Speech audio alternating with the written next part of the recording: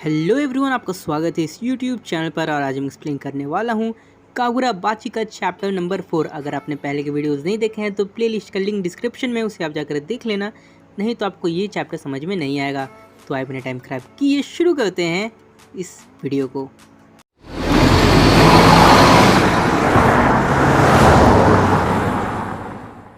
Chapter की starting हमें दिखाया जाता है कि वही आदमी जिसने कैर पर हमला किया था वो कहता है ये बहुत ज़्यादा प्रॉब्लमैटिक है। उसके सामने चीरो खड़ा हुआ होता है और वो उससे फाइट करने वाला होता है। चीरो मन में सोचता है कि मेरा सबसे पहला काम होगा कैर को बचाना, उसके बाद मैं इस आदमी से पता लगा सकता हूँ कि इसका इंचेंटेड ब्लेड के साथ क्या कनेक्शन है। चीरो अपने तलवार को निकालता हुआ कहता है एंटेन। वो आदमी कहता है कि देखो बच्चे, मुझे सिर्फ ये बच्ची चाहिए, मुझे तुमसे कुछ भी लेना देना नहीं है।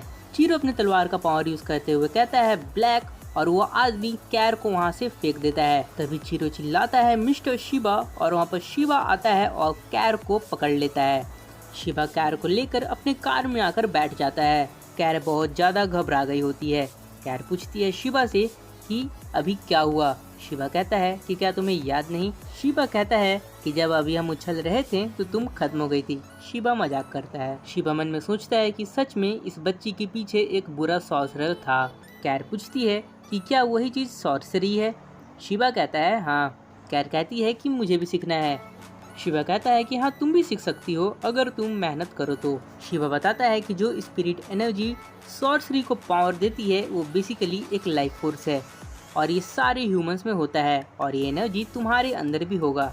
फिर हमें दिखाया जाता है कि वो आदमी चीरो से कहता है कि मैं सिर्फ इसे एक बार कहूँगा। वो चिल्ला कर कहता है कि उस बच्ची को मुझे दे दो। चीरो उसके बाद अपनी तलवार को निकालता है और कहता है कि मुझे माफ़ करना, लेकिन मेरे खुद के भी प्रायोरिटीज़ हैं। चीरो की तलवार से एक गोल्ड फिश निकल रही होती है। कैर उसे देखकर कहती है गोल्ड फिश। शिबा कहता है कि मैं बता दूं कि वो सबसे ज़्यादा स्ट्रॉन्गेस्ट स्वॉर्ड है। शिबा कहता है कि इंचेंटेड ब्लेड स्पिरिट एनर्जी को एम्पलीफाई करता है और उसे बहुत ज़्यादा कॉन्सेंट्रेटेड फॉर्म में ला देता है, जो कि ह्यूमन बॉडी कंटेन नहीं कर पाता, और उसके बाद ये एक शेप लेता है। शिबा कहता है कि जो वो गोल्ड फिश है वो एक एनर्जी का मास है, जो कि एक सॉर्सरर के एनर्जी से बहुत ज़्यादा है। उसके बाद चीरो कहता है ब्लैक, और उस आदमी पर हमला करता है। वो आदमी कहता है ये तो ऑब्जेक्ट क्रिएट नहीं करता अपने स्पिरिट एनर्जी से बॉडी के बाहर, जैसे मैं करता हूँ। इसका स्पिरिट एनर्जी तो खुद एक इंचेंटेड ब्लेड है, यानी कि ऐसा एक और है। चीरो सोचता है एक और, यानी कि वो सही कह रही थी, इसके पास एक इंचेंटेड ब्लेड है या फिर ये इंचेंटेड ब्लेड से कनेक्टेड है। चीरो से पूछता है कि बताओ दूसरा तलवार कहाँ है। वो आदमी कहता है कि अच्छा सवाल था, लेकिन वो जानने से पहले तुम्हें मुझसे फाइट करना होगा। और वो आदमी वही गोल गोल जैसा जो अजीब सा चीज़ था वैसा ढेर सारा चीरो की तरफ फेंकता है, लेकिन चीरो सारे को डॉज करते हुए पूछता है कि तुम्हारा बॉस कौन है। वो आदमी सेंस करता है कि वो बच्चा यहीं कहीं होगा। वो आदमी चिल्लाकर कहता है कि क्या तुम मुझे सुन रहे हो?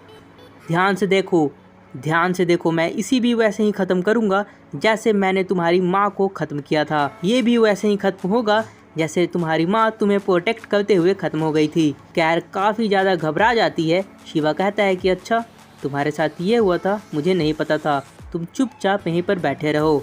वो आदमी कहता है कि हो सकता है कि इस चीरो का डेथ तुम्हें तुम्हारी माँ का याद दिलाएगा, जो तुम्हें प्रोटेक्ट कर रही थी। वो काफ़ी ज़्यादा चिल्ला कर कहता है ताकि अगर आसपास में कैर हो तो उसे सुनाई दे।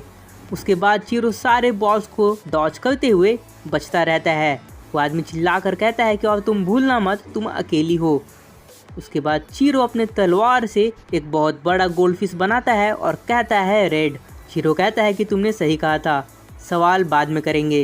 वो आदमी देखता है क्या इसने सारे बॉल्स को ब्लॉक कर लिया। उसके बाद चीरो उस आदमी की तरफ दौड़ता है और कहता है ब्लैक। वो आदमी चीरो पर हमला करने की कोशिश करता है और उसे एक बॉल से बांध लेता है, लेकिन चीरो तब तक अपने तलवार से उसके छाती तक तलवार को पहुंचा दिया होता है और कहता है रेड। उसके बाद शिवा कहता है कि रेड का पाँव सिर्फ डिफेंस करने के लिए नहीं, उससे भी भयानक है।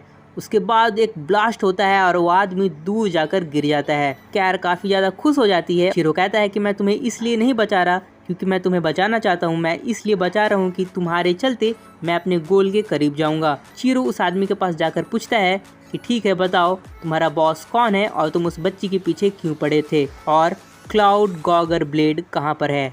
तो थैंक यू, इस वीडियो में सिर्फ इतना ही। अगली वीडियो में मैं फिर से मिलूंगा।